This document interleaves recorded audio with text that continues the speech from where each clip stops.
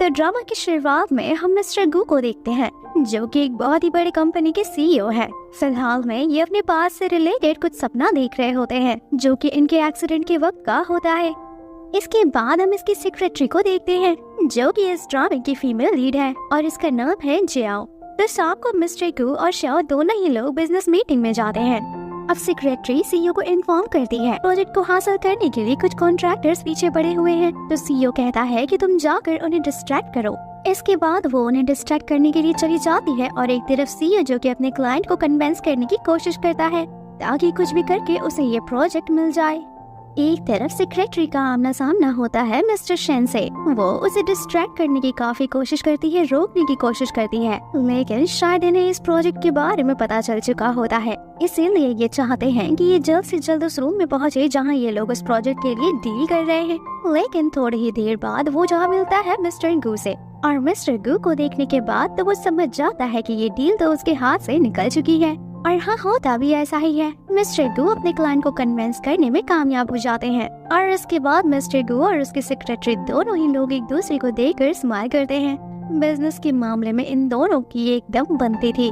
Next morning इनकी एक meeting होती है। यहाँ पर ये लोग डिस्कस कर रहे होते हैं कि हमारी मीटिंग मिस्टर जाओ से हो रही थी और इसकी खबर मिस्टर चेन को किसने दी है। सीईओ श्योर थे कि उनके ही ऑफिस से जरूर ये सब कोई बातें फैला रहा है, लेकिन सेक्रेटरी यहाँ पे सारे सबूत पहले से ही प्रिपेयर कर चुकी होती है और यहाँ पता चलता है कि इन सब के पीछे कोई और नहीं बल्कि मिस्टर जैंग होते हैं, जो कि मिस्टर गू के अंकल भी लगते हैं। यहाँ पर ये बहाना मारते हैं कि मैंने ड्रिंक कर लिया था, इस वजह से मेरी जुबान फिसल गई। लेकिन मिस्टर गू वो बहुत ही ज्यादा निर्दयी हैं और उनकी बातों पर बिलीव नहीं करते, किसी भी इंसान की एक भी गलती माफ नहीं करते और कहते हैं कि बल्कि आपको तो अब रेस्ट करना चाहिए, और ऐसा कहकर उन्हें कंपनी से निकाल देते हैं। और यहाँ से ये पता चलता है कि श्याओ एक बहुत ही अच्छी और काबिल सेक्रेटरी है।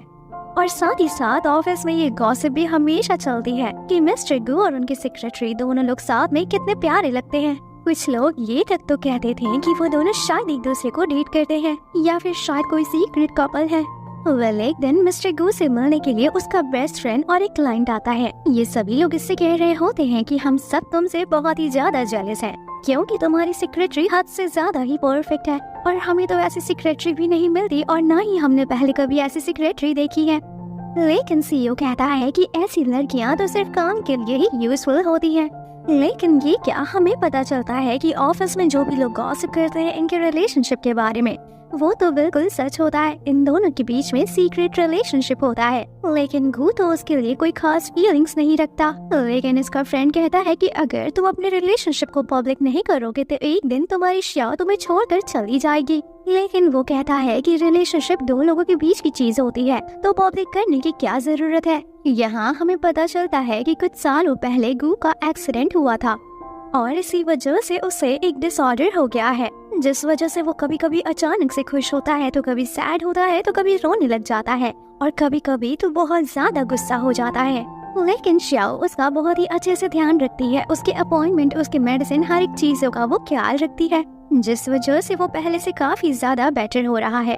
अब शाम को फ्रेंड के साथ वो अपने बार में जाता है, लेकिन इसी बार में मिस्टर चेन ने शेन को मिलने के लिए बुलाया होता है। वो यहाँ पर उसे काम के लिए बुलाए होते हैं, लेकिन उसे यहाँ पर वो ऑफर करने लग जाते हैं कि अगर तुम गू की कंपनी छोड़ती हो और हमारी तरफ आती हो तो मैं तुम्हें अच्छी खासी सैलरी दूंगा, तुम जो भी चीजें पाना चाहती हो मैं वो हर चीज तुम्हें ला कर दूंगा। और ये बात मिस्टर गू को पता चल जाती है, पर मिस्टर गू से कहती भी है कि मैं सिर्फ बिजनेस से रिलेटेड और जॉब ऑफर से रिलेटेड बात करने के लिए आई हुई थी और ऐसे वैसे कोई बात नहीं है। लेकिन मिस्टर गू बहुत ही ज्यादा गुस्सा करते हैं और अब तो वो उसे घर में भी घुसने नहीं देते। बेचारी ठंड में बाहर ही सोती रह जाती है। अब नेक्स्ट मॉर्निंग इन लोगों को अपने अगले प्रोजेक्ट की मीटिंग करने के लिए पहाड़ी इलाके पर जाना होता है, लेकिन सारी रात बाहर सोने की वजह से सेक्रेटरी की तबीयत खराब हो जाती है। ये बात क्लाइंट को पता चल जाती है कि सेक्रेटरी की तबीयत खराब है, इसी वजह से वो मीटिंग कैंसिल कर देता है। इसी वजह से मिस्टर गू और भी ज्यादा गुस्सा हो जाते हैं, लेकिन उसकी सेक्रेटरी हर वो गुस्सा और हर एक शक्ति उसकी बर्दाश्त करती थी। अब उसकी सेक्रेटरी उसके पास सोकर और अपने हाथ को उसके चेस्ट के ऊपर रख कर कहती है कि जब तक ये मेरे पास है तब तक मुझे बेटर फील हो रहा है, इसके लिए तो मैं हर चीज, इसका कोई भी गुस्सा बर्दाश्त करने के लिए रेडी हूँ। लेकिन ये कहना क्या चाहती है ये तो आगे ही पता चलेगा। वेल मिस्टर गू आज जाकर मिलते हैं बायून से। बायून उनकी एक फैमिली फ्रेंड थी और वो एक बहुत ही अमीर परिवार की बेटी है। उसकी फैमिली बचपन से ही यही चाहती है कि बायून और मिस्टर गू दोनों आपस में शादी कर ले, यानी कि फैमिली वालों ने इन दोनों को बचपन से ही फियांसे बना दिया होता है। बायून अभी अभी अब्रॉड से वापस आई है। उसे देखकर लग रहा था कि वो गू में बहुत ही इंटरेस्टेड है। बायू बहुत ही ज्यादा ड्रंक हो जाती है। अपनी हेल्प के लिए वो सेक्रेटरी को बुलाता है, लेकिन उसकी सेक्रेटरी ऐसा देखकर बहुत जेलस फील करती है। लेकिन ऐसा लगता है कि मिस्टर गू उसे एक लिमिट में रखते हैं, यानी कि वो अपनी जेलसी भी नहीं दिखा सकती। गू उसे लेकर उसके घर तक ड्रॉप करने के लिए चले जाते हैं और वो ऐसा देखकर बहुत हर्ट फील करती है। वेल एक दफा हम देखते हैं कि उसकी सेक्रेटरी उसके लिए शॉपिंग कर रही होती है, लेकिन यहाँ पर उसकी मुलाकात येन से होती है। येन बायून का कजिन है। यहाँ पर वो उसके कुछ कपड़े खरीदने में और मैचिंग लगाने में उसकी हेल्प करती है। इसी वजह से यहाँ पर इन दोनों की अच्छी खासी दोस्ती और अंडरस्टैंडिंग हो जाती है। एक तरफ मिस्टर गू का फ्रेंड उसे दोबारा से समझा रहा था कि वो अपनी गर्लफ्रेंड चियाओ पर ज्यादा गुस्सा ना किया करे। तुम उसके साथ इतनी ज्यादा क्रूर हो, वो तुम्हारी हर एक चीज बर्दाश्त करती है। लेकिन मिस्टर गू अपने आप को कुछ ज्यादा ही परफेक्ट समझता था और मुझे उसके साथ इस तरह से ही बिहेव करना चाहिए। एक तरफ सेक्रेटरी की मुलाकात हो जाती है बायून से। बायून उसके सेक्रेटरी के ऊपर काफी गुस्सा करती है और कहती है कि तुम उसकी कुछ ज्यादा ही क्लोज हो और मुझे ये बिल्कुल भी पसंद नहीं, क्योंकि हमारी शादी होने वाली है, इसीलिए मेरे होने वाले हस्बैंड से थोड़ी दूरी बना कर रखो। ये कहती है तुम्हारा तो वो होने वाला हस्बैंड है, लेकिन मैं तो सिर्फ उसकी सेक्रेटरी नहीं बल्कि करंट गर्लफ्रेंड भी हूँ। इस बात पर बायून उस पर हाथ उठाने लग जाती है, लेकिन ये क्या, ये तो उल्टा उसे मारने लग जाती है और यहाँ हमें इसका ये भयंकर रूप देखने को मिलता है। यहाँ पर ये कहती है कि इस दुनिया में अगर मैं कुछ बर्दाश्त करती हूँ तो वो सिर्फ गू की बातों को, और किसी को बर्दाश्त करने की आदत बिल्कुल भी नहीं है। नेक्स्ट डे एक बिजनेस से रिलेटेड पार्टी थी जिसमें मिस्टर गू अपना पार्टनर बनाकर अपने सेक्रेटरी को लाते हैं, लेकिन यहाँ तो बायून आती है और वो गू को साइड पर ले जाती है। ऐसा देखकर सेक्रेटरी काफी जेलस होती है, यानी कि बायून उससे बदला लेने की कोशिश करती है। यहाँ पर वो खुद के शूज पर ड्रिंक गिरा देती है और सेक्रेटरी को ब्लेम करने लग जाती है। ये देखकर मिस्टर गू को भी गुस्सा आ जाता है और वो सेक्रेटरी को ही बोलने लग जाते हैं कि तुम्हें ध्यान देना चाहिए था। लेकिन बायून मिस्टर गू से कहती है अरे रहने दो, माफ कर दो इसे। लेकिन गू तो कहता है कि तुम्हें इसके शूज को साफ करना होगा क्योंकि ये बहुत ही ज्यादा एक्सपेंसिव है। लेकिन यहाँ पर ये इसका ऑर्डर मानते ही उसका शूज साफ करने ही वाली होती है, लेकिन तभी यहाँ पर येन पहुँच जाता है और कहता है कि बायून प्लीज सीन क्रिएट ना करो, एक पार्टी चल रही है और सभी लोग देख रहे हैं, तुम किसी को नीचा दिखाने की कोशिश ना करो। वो कहता है कि अगर तुम्हारे शूज इतने ही ज्यादा एक्सपेंसिव हैं तो मैं तुम्हें दूसरे दिला दूंगा। ऐसा कहकर चियाओ को अपने साथ लेकर चला जाता है। ऐसा देखकर गू को काफी गुस्सा आता है। गू ये सोचता है कि आखिर उसकी साइड इस तरह से कोई कैसे ले सकता है। ये देखकर उसे अंदर ही अंदर जलन हो रही होती है। इन्हीं सब के बीच में चियाओ के हाथ पर चोट भी लग जाती है। येन उसे मेडिसिन लगाने लग जाता है और बताने लग जाता है कि बायून और मैं कजन्स हैं। एक तरफ मिस्टर गू बायून को ड्रॉप करने के लिए उसके घर तक जाता है, लेकिन बायून यहाँ पर उससे पूछ लेती है कि क्या तुम दोनों एक दूसरे को डेट करते हो। लेकिन मिस्टर गू बायून को कोई जवाब नहीं देते। दूसरी तरफ सेक्रेटरी को वो दिन याद आ रहा होता है जब गू उसे प्रपोज करता है उसे अपनी गर्लफ्रेंड बनने के लिए, लेकिन ये प्रपोजल कम और ऑर्डर ज्यादा लग रहा था और तब से लेकर अभी तक वो सिर्फ उसे ही डेट करती आई है, वो भी सीक्रेटली। जब गू वापस घर पहुंचता है तो शिया उसके ऊपर गुस्सा करती है और ये वो पहली दफा करती है। कहती है कि मैंने सुना है कि बायून और तुम दोनों शादी करने वाले हो और ये बिजनेस मैरिज होगी। मुझे ये दूसरों से सुनने को मिल रहा है, तुमने मुझे पहले क्यों नहीं बताया। वो कहता है कि रूमर्स पर गौर ना किया करो। सेक्रेटरी कहती है अगर ऐसा है तो मुझे सच सच बताओ कि तुम्हारा उसके साथ क्या रिश्ता है और तो और तुम उसकी इतनी केयर क्यों करते हो। लेकिन ये क्या, ये तो कहता है कि मैं उसे सिर्फ एक सिस्टर की नजर से देखता हूँ। नेक्स्ट डे सेक्रेटरी का मूड दोबारा से बहुत ज्यादा खराब हो जाता है जब उसे ये पता चलता है कि मिस्टर गू बायून को इस कंपनी में लेकर आ गए हैं और वो उसकी स्पेशल असिस्टेंट के तौर पर काम करेगी। ऐसा देखकर वो बहुत जेलस फील करती है। बायून यहाँ आकर सभी को एक एक गिफ्ट भी देती है। वो सेक्रेटरी के पास आकर उसे भी एक गिफ्ट देती है, लेकिन ये सेक्रेटरी को बहुत ही अजीब सा गिफ्ट देती है। ये फ्रांस से लाया हुआ गिफ्ट होता है और ये गिफ्ट मिस्ट्रेस लोगों को दिया जाता है, यानी कि रखैल लोगों को। और ऐसा गिफ्ट देकर वो उसे इशारा करना चाहती थी कि मैं क्वीन हूँ और तुम हमेशा मिस्ट्रेस ही रहोगी। इसके बाद हमें पता चलता है कि ये जो एक्चुअली गू की मम्मी है, ये अपनी मम्मी के प्रेशर की वजह से बायून को कंपनी में लाया है। वो चाहती है कि ये दोनों एक दूसरे के क्लोज आएं और फिर मैं जल्द ही इनकी शादी भी करा दूं। वो कहती है कि तुम्हें जितनी लड़की को गर्लफ्रेंड बनाना है बनाओ, जिसे डेट करना है करो, लेकिन शादी तो बायून से ही करनी है। बायून सेक्रेटरी से काफी ज्यादा जेलस थी, तो वो जानबूझकर एक हरकत करती है। उसकी डेस्क से एक डॉक्यूमेंट को इधर उधर कर देती है ताकि कल को गो इसके ऊपर गुस्सा करे, जिसकी वजह से इसकी इंसल्ट हो। लेकिन सेक्रेटरी जानती थी कि ऑफिस में पहले ऐसा कभी नहीं हुआ, और वो गु को साफ साफ कह देती है कि मुझे एक बटन टूटा हुआ मिला है, वो भी मेरी डेस्क के पास, और वो बटन किसी और का नहीं बल्कि बायून का है, यानी कि इसी ने ही मेरी फाइल इधर उधर करी है। गु कहता है ठीक है, जाकर उसकी डेस्क की चेकिंग करो, लेकिन उसे वहाँ से कुछ नहीं मिलता। लेकिन बेचारी सेक्रेटरी की इसी सब की वजह से बहुत इंसल्ट होती है। लेकिन अब सेक्रेटरी वो फाइल ढूंढने में लग जाती है। उसने सीसीटीवी में देख लिया था कि बायून ने उस फाइल को डस्टबिन में फेंक दिया है, और सभी लोग मिलकर वो फाइल गार्बेज में से तलाश करने लग जाते हैं। फाइल ढूंढने के बाद वो मिस्टर गु के पास फाइल लेकर भी आ जाती है, लेकिन मिस्टर गु कहते हैं कि अब बहुत लेट हो चुकी है और मैंने फाइल बनाने के लिए किसी और को कह दिया है।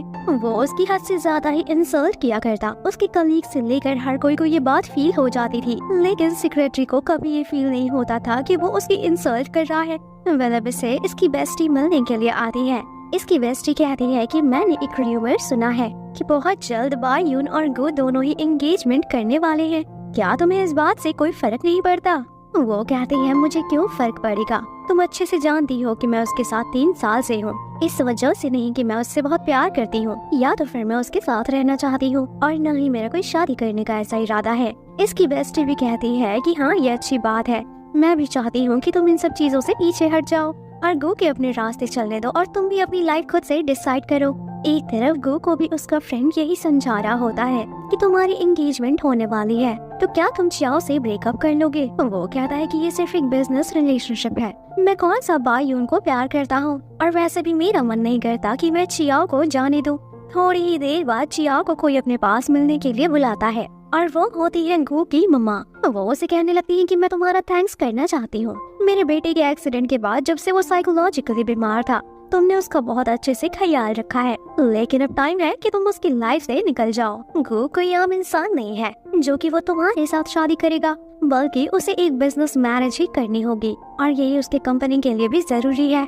वो उसे ये भी कहती हैं कि तुम जितना पैसा बोलोगी मैं तुम्हें उतना देने के लिए तैयार हूँ, लेकिन बदले में तुम्हें उसकी लाइफ से निकलना होगा। वो कहती है लेकिन मैं पैसों की खातिर उसके साथ नहीं हूँ। ऐसा कहते हुए वो चली जाती है। ड्राइविंग करते हुए इसकी तबीयत थोड़ी खराब हो जाती है, और ये गो को कॉल करती है लेकिन कॉल नहीं लगता। लेकिन अब वो बिल्कुल बेहोश होने वाली होती है, लेकिन इस हालत में कोई आता है, और वो होता है येन। वो उसको रोड किनारे इस तरह से देख लेता है, वो उसे अपने साथ ले आता है, उसकी केयर करता है, उसे मेडिसिन देता है, और रात को वो होटल के कमरे में ही सो गई थी। नेक्स्ट मॉर्निंग वो जैसे ही ऑफिस पहुंचती है तो यहाँ पर बड़ी सी स्क्रीन पर उसकी और येन की फोटोज चल रही थी। इन दोनों की सिर्फ बैक साइड दिखाई दे रही थी, लेकिन इतना पता चल रहा था कि कल रात सेक्रेटरी किसी लड़के के साथ होटल में गई थी। इन फोटोज को रोमांटिकली दिखाने की कोशिश की गई थी। ऐसा देखकर गु को बहुत गुस्सा आता है। घर आकर वो उस पर बहुत चिल्लाता है। आगे से कहती है कि मैंने तुम्हें बहुत कॉल्स करा था, लेकिन जब तुम्हारी कोई रिप्लाई नहीं आया तो मेरी हेल्प करने के लिए कोई और आ गया। लेकिन मैं तुम्हें इतना जरूर कह सकती हूँ कि आज तक मुझे तुम्हारे अलावा किसी ने नहीं छुआ है। लेकिन उसकी ये बात सुनकर गु खामोशी से यहाँ से चला जाता है, और यहाँ हमें पता चलता है कि ये सब बायून की फ्रेंड ने करा होता है। ऐसा देखकर बायून बहुत खुश होती है जब वो देखती है कि चियाओ की रेपुटेशन इतनी खराब हो रही है। अब रात को गु चियाओ के पास आता है, उसके पास आकर कहता है कि थोड़ा मूड ठीक कर लो, आज जो हुआ मैंने उसे कवर कर लिया है। ऑफिस में कोई तुम्हारे खिलाफ गॉसिप नहीं करेगा, सभी को मैंने खामोश करा दिया है। कल तुम्हारा बर्थडे है और इसीलिए मुझे तुम्हारे लिए कुछ स्पेशल करना है। कल के दिन चियाओ छुट्टी करती है। अपने बर्थडे की उसने फुल्ली तैयारी कर ली थी, और जैसे ही वो ऑफिस से निकलता है घर वापस जाने के लिए उसकी मम्मी सामने से उसे पकड़ लेती है और उसे कहती है कि आज हमें बायून के घर जाना होगा। उसकी मम्मा उसे फोर्स करती है, इसीलिए उस बेचारे को जाना पड़ जाता है। एक तरफ उसकी सेक्रेटरी बेचारी वेट करती रह जाती है, लेकिन फिर लास्ट में उसे खुद ही अपनी बर्थडे विश मांगनी पड़ती है और अपने लिए फिर वो केक काटती है। अब नेक्स्ट डे वो मिस्टर गु के पास आती है और यहाँ पर वो रेजिग्नेशन लेटर देती है। ऐसा देखकर वो हैरान रह जाता है कि सिर्फ एक बर्थडे ही तो मिस हुई है, इतनी कौन सी बड़ी बात है, इतना फालतू का क्या फर्स क्रिएट करने का। लेकिन वो कहती है कि नहीं, अब मैं थक चुकी हूँ, अब हम दोनों को ब्रेकअप कर लेना चाहिए। ऐसा कहकर वो चली जाती है। एक तरफ गू को इस बात की टेंशन होती है कि चियाओ ऑफिस छोड़कर जा रही है और दूसरी तरफ उसकी मम्मी उसके एंगेजमेंट से रिलेटेड डिस्कशन कर रही थी जिसमें उसे कोई इंटरेस्ट नहीं था। लेकिन जैसे ही वो घर पहुंचता है तो सरप्राइज रह जाता है। यहाँ पर चियाओ का कोई सामान नहीं होता, न ही सिर्फ ऑफिस बल्कि वो इसका घर भी छोड़कर चली गई होती है। सेक्रेटरी के जाने के बाद कोई भी ढंग से काम नहीं कर पा रहा था, स्पेशली बायून तो बिल्कुल भी नहीं। वो उसे कहता है कि ऐसा करो, घर जाओ और एंगेजमेंट की तैयारियां करो, दोबारा ऑफिस आने की कोई जरूरत नहीं है। अब जब गू से बर्दाश्त नहीं होता तो वो कॉल करता है जियाओ को। वो जानता था कि वो अपने बेस्टी के घर पर होगी। वो कहता है 3 मिनट के अंदर अंदर बाहर आओ। अब वो जैसे ही उससे मिलने के लिए आती है वो कहता है तुम चाहे इस दुनिया में किसी भी कोने में चली जाओ, मैं तुम्हें तलाश कर लूंगा। वो उसे मनाना चाहता था, इन वो उसे थप्पड़ मारकर कहती है कि तुम्हारी जल्द ही एंगेजमेंट होने वाली है और हमारे बीच जो कुछ भी है उसका कोई मतलब नहीं बनता। ऐसा कहकर ये चली जाती है। उसे लगता है कि बेस्टी का घर भी सेफ नहीं है, उसने मेरी तलाश कर ली है, तो वो वहाँ से मूव कर जाती है। अब उसने होटल में एक बुकिंग कराई होती है, लेकिन उसके कमरे के बुकिंग के साथ कुछ गड़बड़ हो जाती है और ऑफ कोर्स ये सब मिस्टर गू ही करा रहे होते हैं। वो जैसे ही नए कमरे में जाती है तो वहाँ मिस्टर गू बैठे होते हैं। वो उसे बाहर निकलने से रोक देता है। अब वो उसे जबरदस्ती फोर्सफुली कहता है कि प्लीज मेरी बात सुनो। कहता है कि इतना गुस्सा क्यों करती हो, तुम जहाँ जाओगी मैं फिर से तुम्हें तलाश कर लूंगा, और बात है अगर मेरी और उसके एंगेजमेंट की तो वो सिर्फ बिजनेस की वजह से है, मेरा तो उससे कोई रिश्ता भी नहीं होने वाला। इन सब के जवाब में वो उसे फिर से एक थप्पड़ दे मारती है और उसके पैर पर नॉक करते हुए अपना सामान लेकर यहाँ से भाग जाती है। अब उसे येन के अलावा और कोई ऑप्शन नजर नहीं आ रहा था और अब वो उसे कॉल करके अपनी हेल्प करने के लिए कहती है। वो उसे कहता है कि मेरे पास एक घर पड़ा हुआ है, तुम वहाँ रह सकती हो और बदले में वो तुम मेरे प्लांट्स और फ्लावर्स का ख्याल भी रख सकती हो। वो उससे रेंट नहीं लेना चाहता था, लेकिन वो कहती है कि मैं रेंट जरूर पे करूंगी और अगर तुम एक्सेप्ट नहीं करोगे तो मुझे यहाँ से जाना होगा। एक तरफ गू बहुत परेशान हो चुका होता है, उसने हर जगह उसे तलाश कर लिया होता है लेकिन उसे कोई क्लू नहीं मिलता। बेचारा सोचते सोचते परेशान था कि अब की बार वो कहाँ जाकर छुपी है। इसके साथ साथ हमें एक और बात पता चलती है कि येन चियाओ को लाइक करने लगा है। वो उसे बातों बातों में समझा देता है कि वो उसे लाइक करता है, लेकिन वो भी घबराते हुए उसके प्रपोजल को ठुकरा देती है।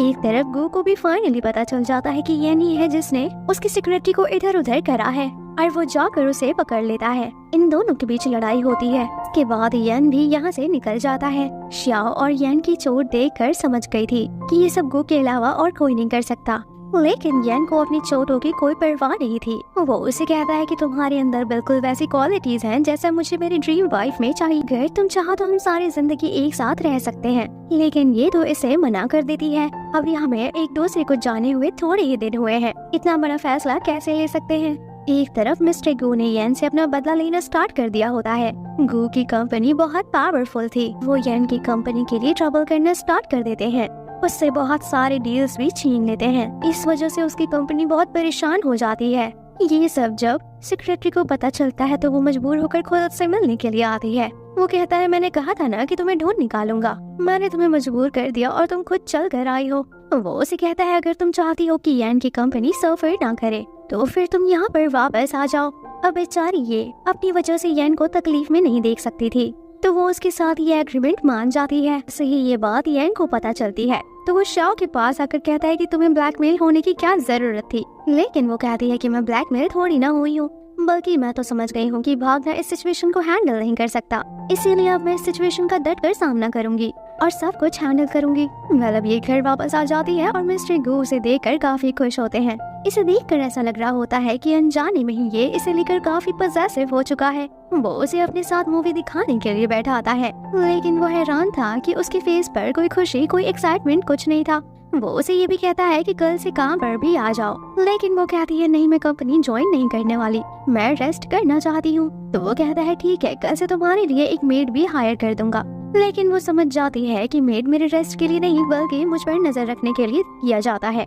अब वो उसे फोर्सफुली पकड़कर उसे किस करने लग जाता है, लेकिन वो उसे थप्पड़ मार देती है और कहती है कि मैं ये सब अलाउ नहीं कर रही। तरफ गू सारा दिन अपने काम में बिजी रहता था, जबकि एक तरफ बायून एंगेजमेंट की पूरी तैयारियां कर रही थी। गू को इन सब में कोई इंटरेस्ट ही नहीं था। जब वो ज्वेलरी शॉपिंग करने के लिए जाती है तो उसे पता चलता है कि गू ने भी यहाँ पर एक नेकलेस खरीदा हुआ है और वो खुश हो जाती है कि वो मुझे सरप्राइज देना चाहता होगा, लेकिन एक्चुअली ये नेकलेस उसने शियाओ को मनाने के लिए खरीदा होता है वो उसके पास लेकर आता है और खुद से उसे पहनाता है। वो बदले में कुछ मांगता है तो ये कहती है मैं सिर्फ इतना कर सकती हूँ कि कल ऑफिस में तुम्हारे लिए लंच ले आऊंगी। लेकिन उसी टाइम पर बायून उसके लिए लंच लेकर आई होती है। जैसे ही वो शियाओ के गले में वो नेकलेस देखती है तो वो गुस्सा होने लग जाती है। वो यहाँ पर गु और शियाओ दोनों के ऊपर गुस्सा करती है। लेकिन यहाँ पर गु उससे कह देता है कि हमारी अगर एंगेजमेंट हो रही है तो वो सिर्फ हमारी फैमिली के परमिशन से, तो मैं जो कुछ भी कर रहा हूँ तुम्हें बर्दाश्त करना ही होगा।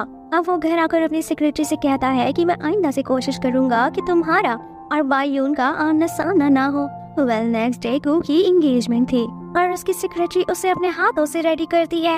वो जाने लगता है और उसे हक करके कहता है कि मेरा वेट करना। लेकिन उसके जाते ही वो अपना सामान लेकर उसका घर छोड़कर चली जाती है। गु अपनी मम्मा के साथ जा रहा होता है लेकिन उसे शक होने लग जाता है। वो चियाओ को कॉल करता है लेकिन उसका नंबर बंद था। उसकी मम्मी कहने लगती है कि उसकी मेरे साथ डील हो गई है, वो घर छोड़कर चली गई है। एक्चुअली चियाओ उसकी मम्मी से मिली थी और कहा था कि अगर मैं आपके बेटे को छोड़ दूं तो आप मेरी एक विश पूरी करेंगी। उन्हें लगा था कि शायद ये पैसा मांगेगी लेकिन वो कहती है कि मैं ये शहर छोड़कर चली जाऊंगी, लेकिन इसके बदले अब मुझसे प्रॉमिस करें कि आपका बेटा मेरे पीछे नहीं आएगा। गु को ऐसा सुनकर बहुत गुस्सा आता है। पहले तो वो शॉक्ड हो जाता है लेकिन बाद में वेन्यू पर पहुंचते ही वो गाड़ी की चाबी छीनता है और वेन्यू छोड़कर और अपनी एंगेजमेंट छोड़कर वहाँ से भाग जाता है। एक तरफ शियाओ शहर छोड़कर अपने होम टाउन चली गई थी। वो अपने मम्मा डैडी के पास चली आई थी।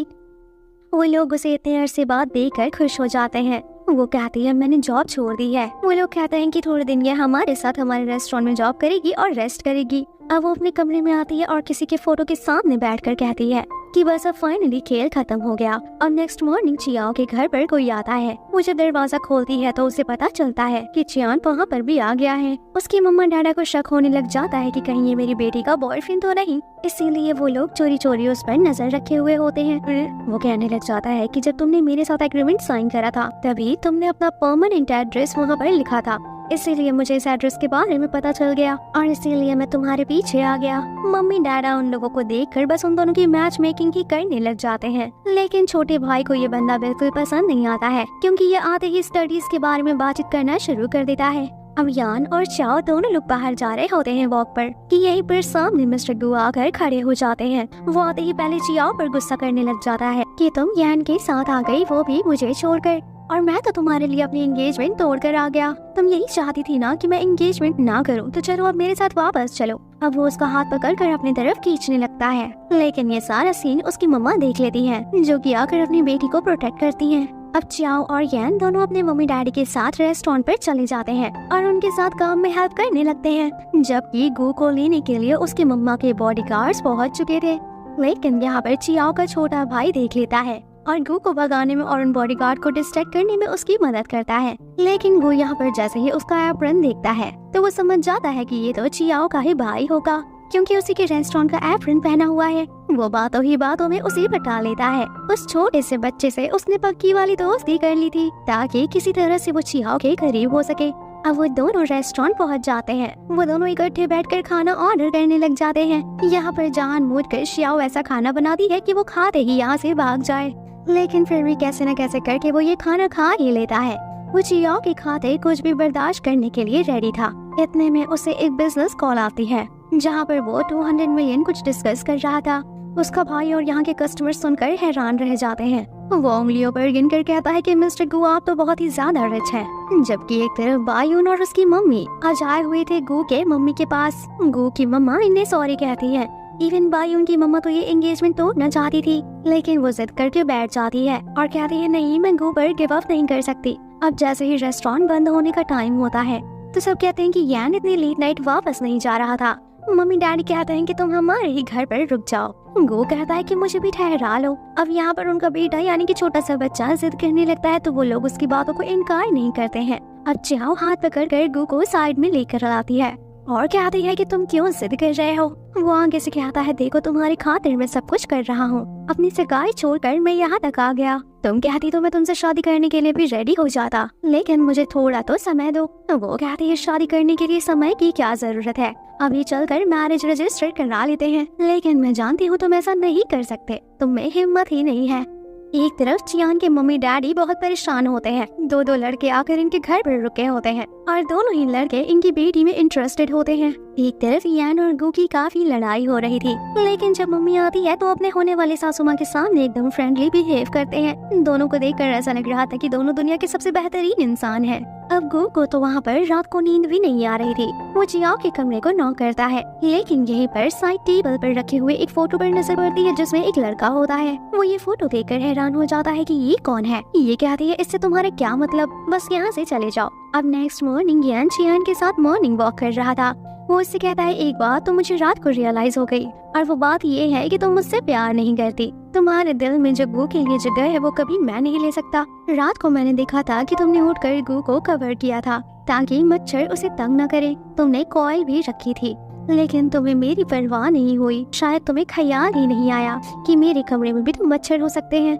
ऐसा कहकर वो वहाँ से जाने लगता है। आगे की तरफ गू भी खड़ा होता है। ये दोनों लड़के डिसाइड करते हैं कि ठीक है अब हम वापस जाते हैं, इससे ज्यादा हम तुम्हारी फैमिली को तंग नहीं करेंगे। लेकिन ये सारी गू की चाल होती है। जैसे ही यान अपनी गाड़ी में थोड़ा दूर निकलता है, वो दोनों वापस यू टर्न ले लेता है। वो कभी भी चियाओ को छोड़कर नहीं जाने वाला, लेकिन आज उनका रेस्टोरेंट क्लोज था और छोटे भाई के थ्रू गू को पता चलता है कि आज तो चियाओ की बर्थडे है। ऐसा सुनकर वो हैरान रह जाता है कि तुम मेरे साथ 3 साल से थी, तुमने भी कभी अपना रियल बर्थ डेट मुझे नहीं बताया, और इसी सब की वजह से हमें चियाओ की लाइफ काफी मिस्टीरियस नजर आती है। इसके बाद ये दोनों रात में बैठकर ड्रिंक करते हैं। गू कहता है पहले मैं थोड़ा दिक्कत में था, लेकिन अब मैंने डिसाइड कर लिया है कि अगर तुम में और यून में से मुझे किसी एक को चूज करना हुआ तो मेरी चॉइस ऑफ कोर्स तुम ही होने वाली हो। वेल ये सब सुनकर वो बहुत ही ज्यादा खामोश होती है, क्योंकि वो बहुत ही ज्यादा ड्रंक हो चुकी होती है। ड्रंक होकर सिर्फ वो एक ही नाम रटी जा रही होती है, और वो था सुजवान। वेल अभी लड़का आखिर कौन है, ऐसा सुनकर गू हैरान रह जाता है। सुबह उठते ही वो उसके सामने वही फोटो रखता है। वो कहता है कि ये सुजवान है ना, इससे तुम्हारा क्या रिश्ता है। अब वो उसे सच सच बताने के लिए रेडी हो जाती है।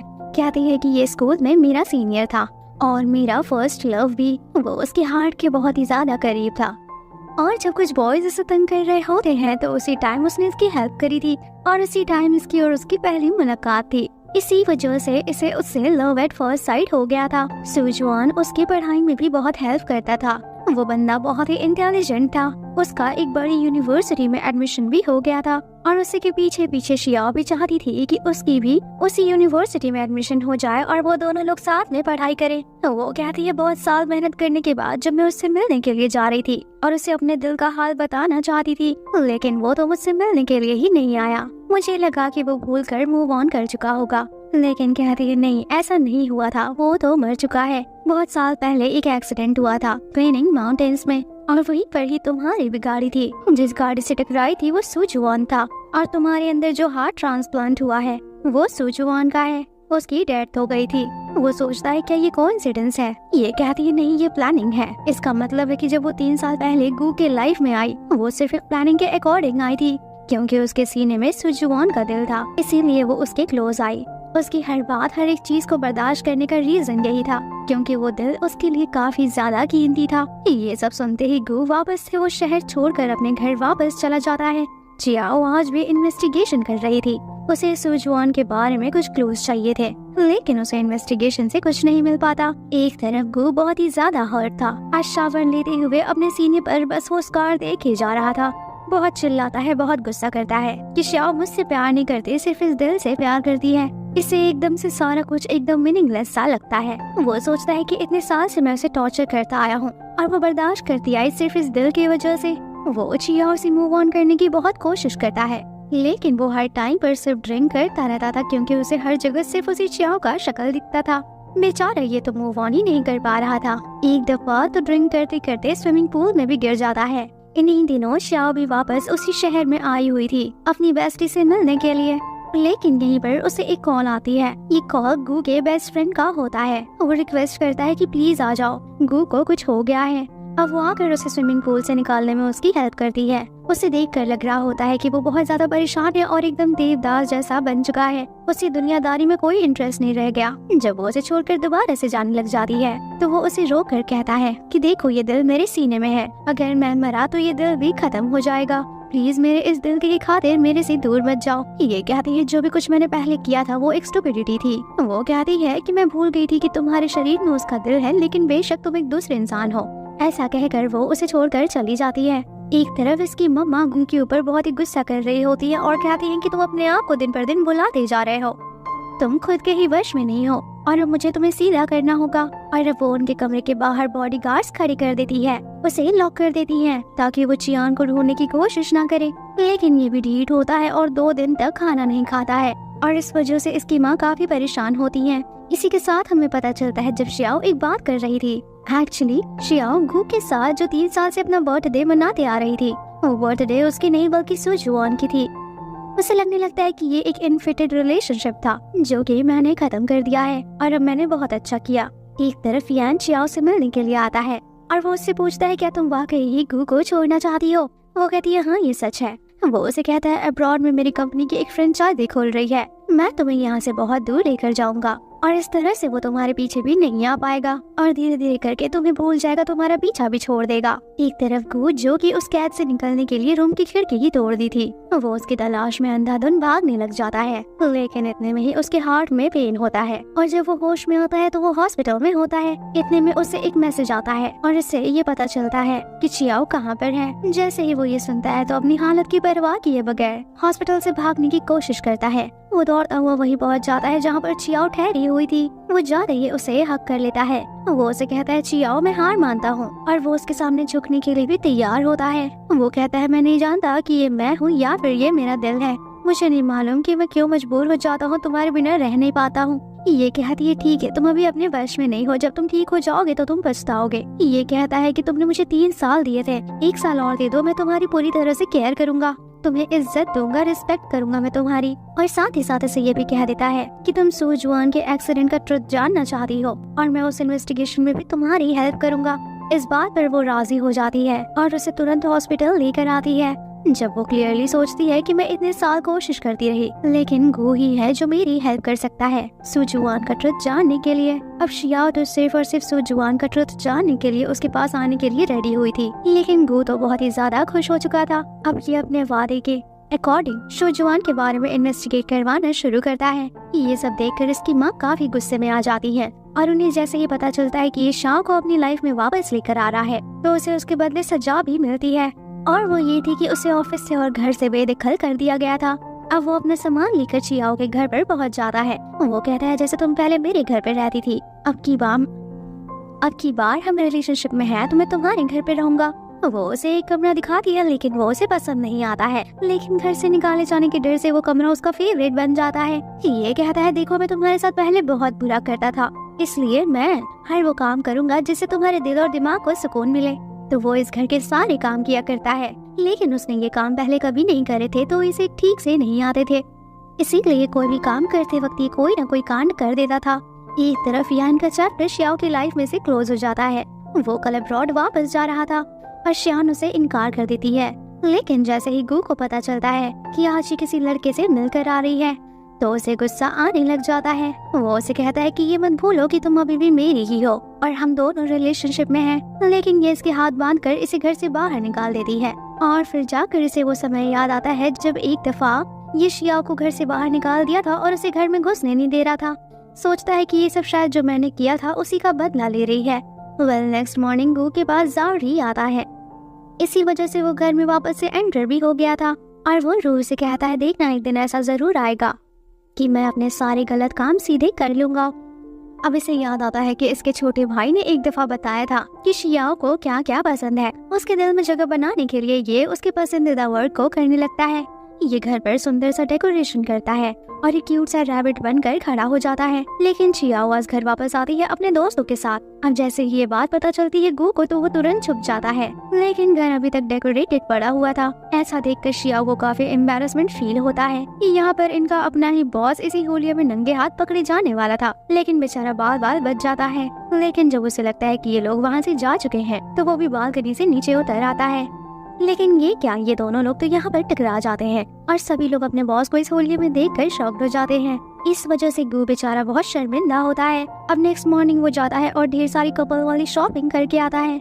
और तो और उसे ये भी कहता है कि देखना 1 साल के अंदर अंदर मैं तुम्हारे अंदर अपनी जगह बना कर रहूंगा। लेकिन चियाओ किसी डेट को लेकर बहुत सैड थी। कल का दिन उसके लिए बहुत ही स्पेशल था। वो कुछ रेडी वगैरह करके घर से निकल जाती है। सबसे पहले वो लाइब्रेरी जाती है। यहाँ पर गो भी उसका पीछा कर रहा था कि आखिर किसके लिए खाना लेकर गई है। लेकिन यहाँ पर उसे एक बात पता चल जाती है और वो ये थी कि शोजुआन से उसने आज की ही डेट पर मिलने का वादा किया था और वो इसी की यादें ताज़ा कर रही थी। लाइब्रेरी में मिलने के बाद उन लोगों ने लंच करने का इरादा किया था, इसीलिए वो फिर अम्यूजमेंट पार्क में जाती है। लेकिन यहाँ पर कोई कॉस्ट्यूम में उसके साथ आकर बैठ जाता है जो कि हर राइड पर उसके साथ एंजॉय कर रहा था और तो और उसका साथ दे रहा था। लेकिन लास्ट में उसे पता चल जाता है कि ये कोई और नहीं बल्कि गू है। वो उसे कहती है कि ये सब क्या है। वो कहता है देखो सुजुआन तुम्हारे साथ था, उसका दिल तुम्हारे साथ था। ये भी कहता है कि पास्ट में रहने से कुछ नहीं होगा बल्कि अपने लाइफ में आगे की तरफ मूव करो। इस दुख भरी जिंदगी से निकलकर एक नया स्टार्ट लो। चाओ भी धीरे धीरे करके गू की तरफ आकर्षित होने लगती है। वो उसके लिए नाश्ता बनाया करता था जो कि बहुत ही बदस्वाद हुआ करता था, लेकिन फिर भी वो उसकी तारीफ कर दिया करती थी। एक दफा तो गू एक चैलेंज भी ले लेता है फ्लावर सेल करने का, जो कि चाओ की बेस्टी ने सेल करना था। यहाँ पर वो अपने पुराने कलीग्स को भी बुला लेता है ताकि वो लोग उसकी हेल्प कर सके और वो चैलेंज करता है कि अगर शाम तक उसने ये सारे फ्लावर सेल कर दिए तो तुम इसके बदले मुझे एक विश ग्रांट करोगी। अब वो जैसे तैसे करके सभी को ये फ्लावर सेल कर देता है और सभी को कहता है कि ये मेरी गर्लफ्रेंड को मनाने के लिए था। एट द एंड सभी लोग कहते हैं कि अपनी गर्लफ्रेंड को प्रपोज करो।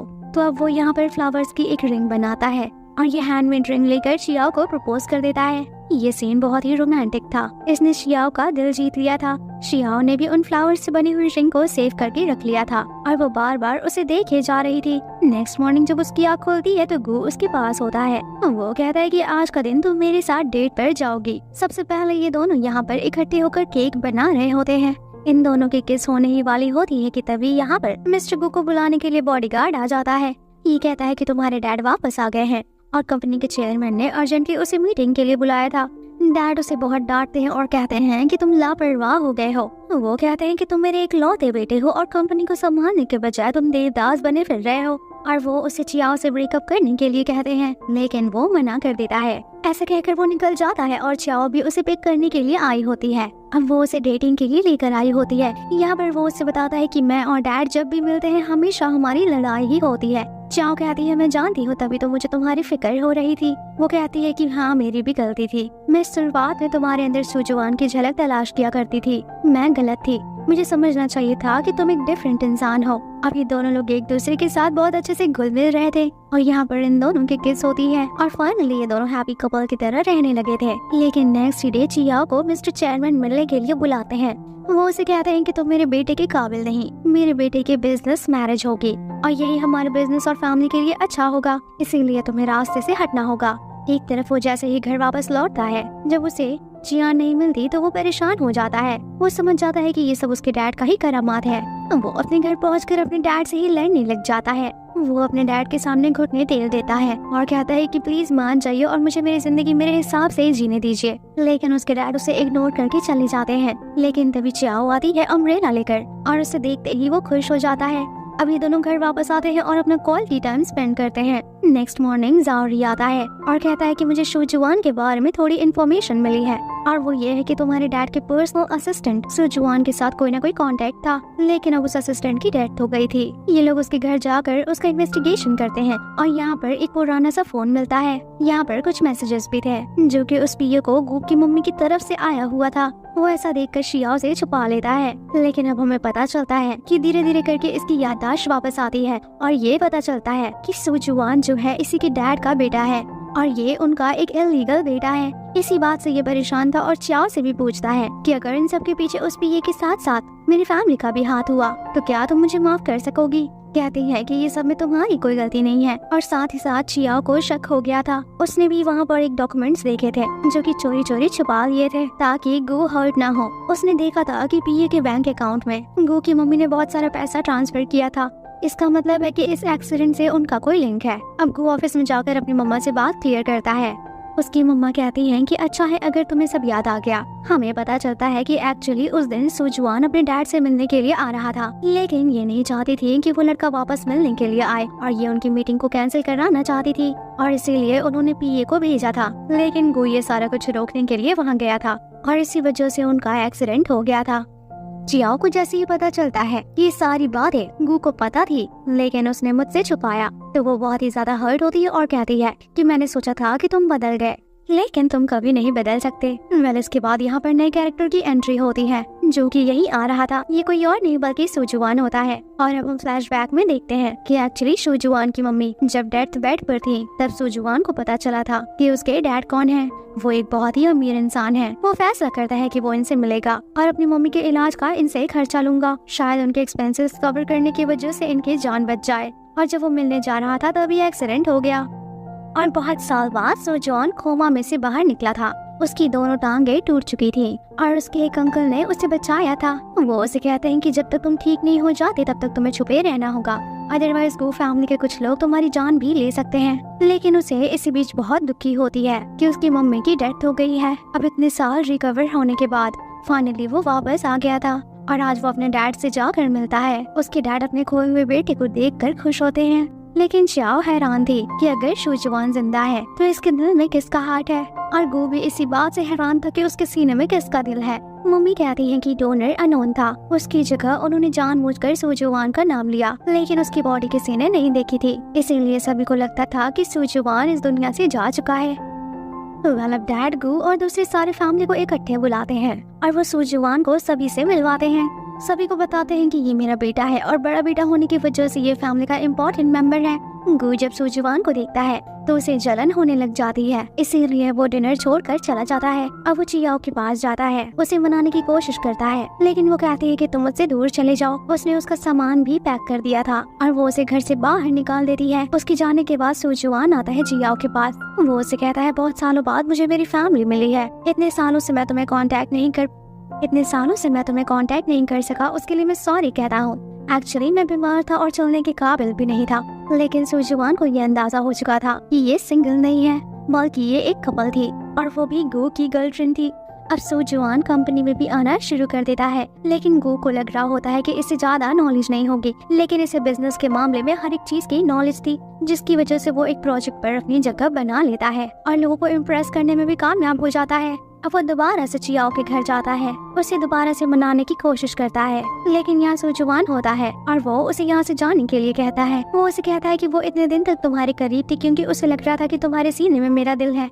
उसे लग रहा था कि तुम उसके लिए मेरी परछाई थे, लेकिन अब मैं रियल वाला बंदा आ चुका हूँ, तो अब तुम मेरे आमने सामने से हट जाओ। इस बात पर गो उसे थप्पड़ दे मारता है और यही सीन चियाओ देख लेती है। वो गो पर गुस्सा करती है और सुजुआन को अंदर ले जाती है। वेल अब कंपनी में गो और सुजुआन को मिलकर ही काम करना था। वो हर वक्त किसी न किसी टॉपिक पर फाइट कर रहे होते हैं, इवन कि अपने एक ऑफिशियल डिनर पर भी वो दोनों मिर्ची खाने का कंपटीशन कर लेते हैं। ये मुकाबला किसी न किसी तरह से गो जीत जाता है, लेकिन ये खाने के बाद बेचारी की हालत बहुत खराब हो जाती है। चियाओ आती है, लेकिन उसे गो की कोई परवाह नहीं थी, बल्कि वो सीधे सुजुआन के पास चली जाती है और उसे अपने साथ ले जाती है। गो ने शुरुआत में सुजुआन को जितना परेशान कर रहा था, अब वो खुद उतना परेशान हो रहा है। वेल अब सुजुआन चियाओ को दोबारा से प्रपोज करता है और कहता है कि हमारी लव स्टोरी अब दोबारा से स्टार्ट होगी। वो उसे हक करता है, लेकिन चियाओ उसे कोई जवाब नहीं देती। उसके मन में उसके लिए कोई फीलिंग्स ही नहीं आ रही थी, बल्कि उसे सिर्फ और सिर्फ गो की यादें आती थी। एक तरफ सुजुआन के अंकल उसे कुछ पट्टियां पढ़ाने लग जाते हैं कि चियाओ तुम्हारे लिए ठीक नहीं है, तुमने इतने स्ट्रगल करा, इतने अरसे मेहनत के बाद तुम वापस आए, तो तुम्हें अपनी पोजीशन को स्ट्रॉन्ग करना चाहिए। देखो बायून से एंगेजमेंट गो ने कैंसिल करा है, अगर तुम उसके फियांसे बन जाते और अगर तुम उससे शादी कर लेते तो गो फैमिली में तुम्हारी पकड़ बहुत ही स्ट्रॉन्ग हो जाती। अब सुजुआन एक प्लानिंग के अकॉर्डिंग बायून से मिलने के लिए जाता है।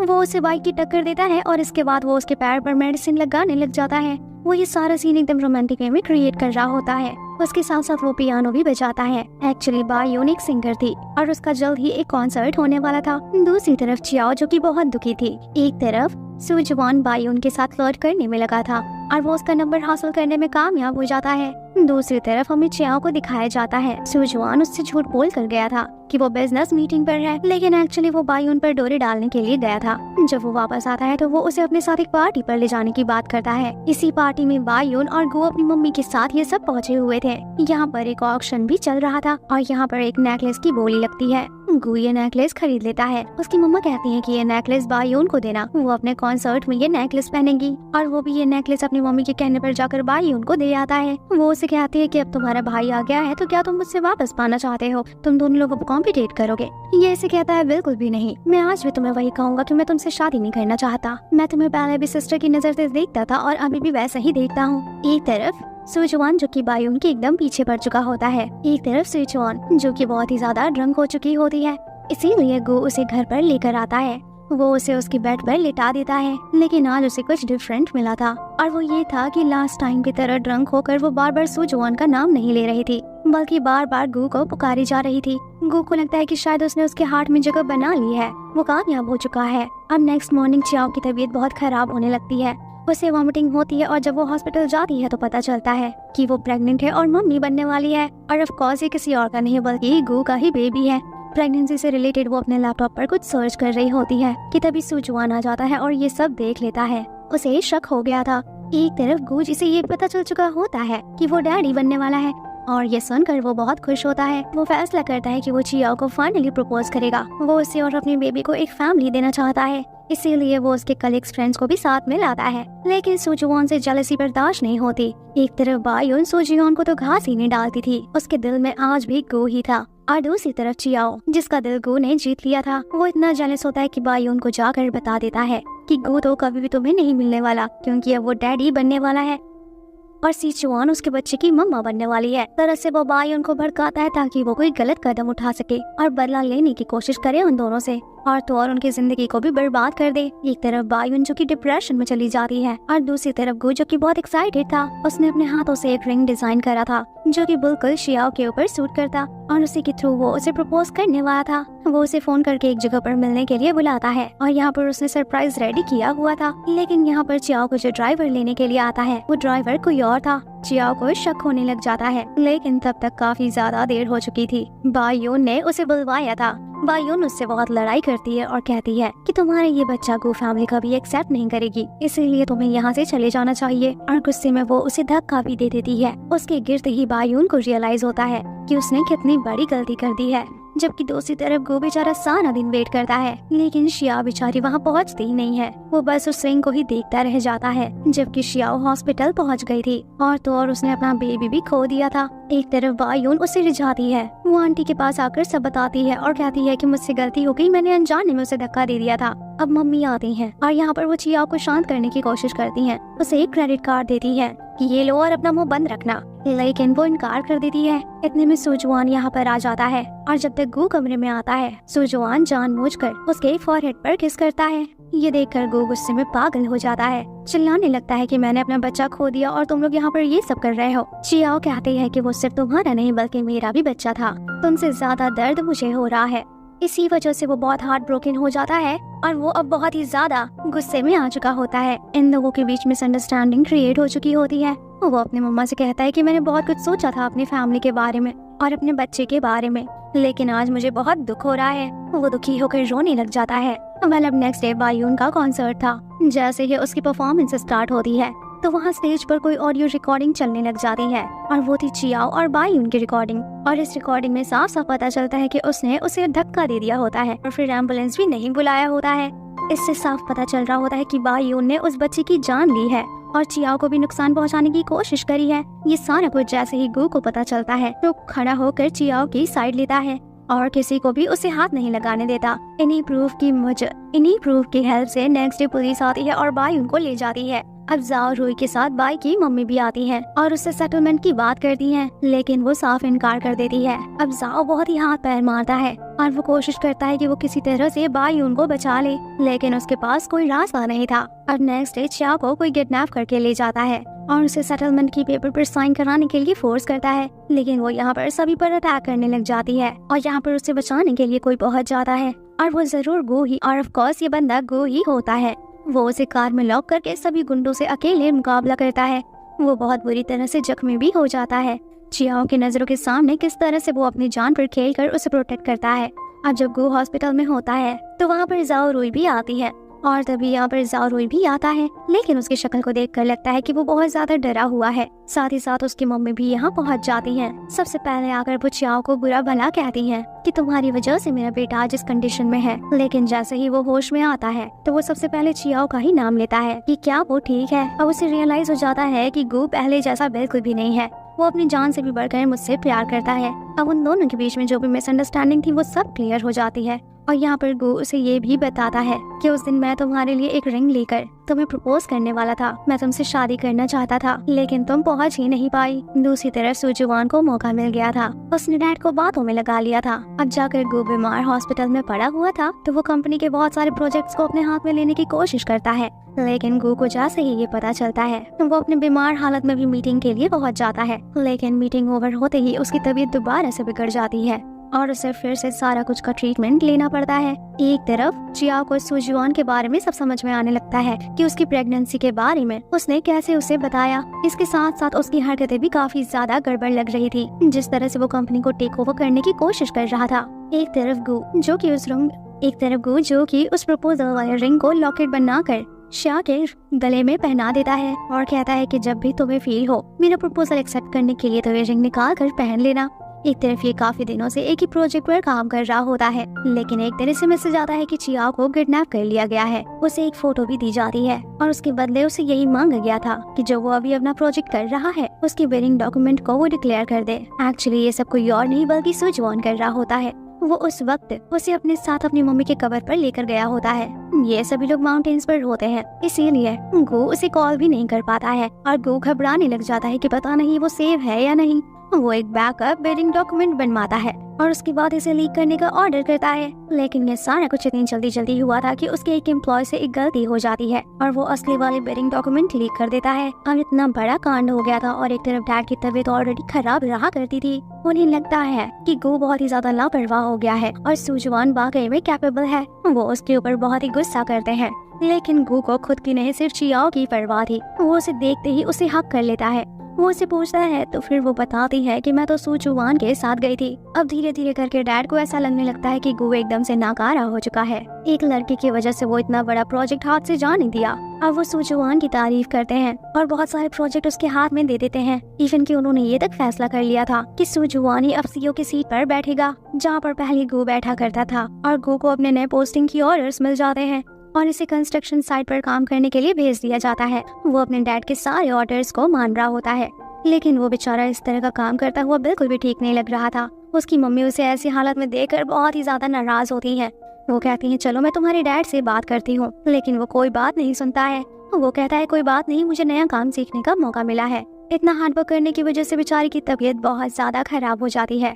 लेकिन रात को उसे एक चीज बहुत ही ज्यादा खुशी देती है और वो ये थी कि चियाओ ने वो नेकलेस उतार कर उसका जो रिंग होता है वो अपने फिंगर में पहन चुकी होती है। इसका मतलब कि उसने उसके प्रपोजल को एक्सेप्ट कर लिया है। अब गु और चियाओ बेशक इनके पास पैसे भी नहीं थे और ना ही रहने के लिए कोई अच्छी जगह थी और ना ही कोई बड़ी पोस्ट, लेकिन फिर भी ये दोनों बहुत खुश नजर आते थे। ऐसा लगता था कि इनके पास जो भी है ये पूरी तरह से सेटिस्फाइड है। अब डैड की तबीयत अक्सर खराब रहा करती थी और सुजुआन उनके बहुत ही ज्यादा क्लोज हो चुका था। उसे जब भी मौका मिलता था वो गु के खिलाफ कोई ना कोई बातें करता था और उसे नाकामयाब और इररिस्पॉन्सिबल दिखाने की कोशिश करता था। लेकिन गु को जैसे इन सब की कोई परवाह ही नहीं थी। वो चियाओ के साथ बहुत खुश था। एक दफा तो मम्मी भी मिलने के लिए आती हैं, लेकिन जब वो देखती हैं कि उनका बेटा इतना ज्यादा खुश है और एक हैप्पी लाइफ गुजार रहा है तो वो भी उसे देखकर बहुत खुश होती हैं, लेकिन शर्मिंदा भी नजर आती हैं। ये और चियाओ की मम्मी की इन दोनों की आपस में बिल्कुल भी नहीं बनती और चियाओ की मम्मा को लगता था कि उनकी बेटी इस तरह की फैमिली में सूट ही नहीं करेगी, उसे वो इज्जत और रिस्पेक्ट ही नहीं मिल पाएगी। लेकिन गु चियाओ की तसल्ली करा देता है कि मैं मम्मी की हर डिमांड हर टेस्ट पर पूरा उतर कर दिखाऊंगा और मम्मी भी इसी वजह से बहुत ही सख्त टेस्ट लेने लग जाती है और आजकल वो उन दोनों को क्लोज ही नहीं आने देती। एक दफा तो वो चियाओ के बेड पर ही आकर सो जाती हैं। इन्हें ऐसे देखकर गु वहाँ से डर कर भाग जाता है। वो उससे बहुत सारे कुछ कराती है, घर के सारा काम कराती है, लेकिन इन दी एंड गु ने अपने सासू माँ का भी दिल जीत लिया था, जिस तरह से जियाओ का जीता था। जबकि सुजुआन वो तो सिर्फ दिन गिन रहा था कि कब तक उसके डैड जिंदा रहते हैं और उनके जाने के बाद वो कंपनी टेक ओवर कर लेगा। लेकिन इसके बाद गु को एक बहुत ही शॉकिंग न्यूज मिलती है कि उसके दुश्मनों में एक और इंसान का इजाफा हो चुका था और वो था ज़ाओरी, जो कभी उसका बेस्ट फ्रेंड हुआ करता था उस दिन उसका डॉक्यूमेंट जो लीक किया गया था वो भी जाओ रुई ने ही उस एम्प्लॉय को मजबूर किया था ऐसा करने के लिए। एक्चुअल में वो गो को नुकसान पहुंचाना चाहता था। अब गो उससे मिलने के लिए जाता है और यहाँ पर रुई फट पड़ता है और सारा का सारा सच बता देता है कि तुमने हर चीज मुझसे छीनने की, चुराने की कोशिश करी। इवन यहाँ पर ये पता चलता है कि वो बायून को लाइक करता था और जब बायून जेल में चली गई तो वो बहुत ही ज्यादा परेशान हो गया था। उसकी बर्दाश्त की हद पार हो गई थी। ये लोग जब उसे बाहर नहीं निकलवा रहे थे तो इस तरह की ये मीन हरकतें करना शुरू कर देता है। गो कहता है कि मैंने सच में तुम्हें अपना भाई समझा था, लेकिन तुमने मुझे कभी बताया ही नहीं, वरना मैं बायून से फासला रखता। वेल नेक्स्ट डे गो को खबर मिलती है कि एक्चुअली उसके डैड की डेथ हो गई है। ऐसा सुनकर वो बहुत दुखी हो जाता है। यहाँ पर चियाओ उसके साथ थी। एक्चुअली गो को ये भी अफसोस था कि इनके और डैड के बीच हमेशा लड़ाई ही रहती थी और वो कभी भी उसे उसका अपना अच्छा बेटा नहीं मानते थे। वाला फाइनली सबको पता चलता है कि डैड की प्रॉपर्टी में से सभी को 10% मिला है, लेकिन सुजुआन को पूरे के पूरे 50% मिले हैं। ये सुनकर उसकी मॉम काफी गुस्से में हो जाती है और गो को भी शक होने लग जाता है। लेकिन फिर भी ये लोग अपना एक तरफ खामोशी से इन्वेस्टिगेशन करते हैं क्योंकि इन लोगों को ट्रस्ट होता है कि डैड ऐसा नहीं कर सकते।